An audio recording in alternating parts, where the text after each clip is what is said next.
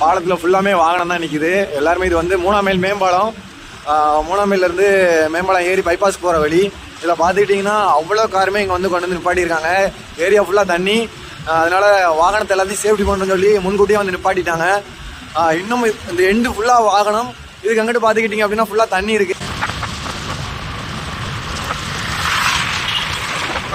Thoothukudi bypass மேம்பாலத்துக்கு கீழே வந்து வெள்ளப்பெருக்கு அதிகரிச்சுக்கிட்டே இருக்குது நேரத்துக்கு நேரம். அது வந்து வெள்ளப்பெருக்கு எடுத்து தண்ணி ஃபுல்லாக வந்து பக்கில் ஓடையை நோக்கி போய்கிட்டு இருக்கு மக்களே. ஸோ அதுக்காக வந்துட்டு இதை பார்வையிடுறதுக்காக தூத்துக்குடி எஸ்பி சார் அந்த இடத்துக்கு வந்து பார்வையிட்டு இருக்காங்க.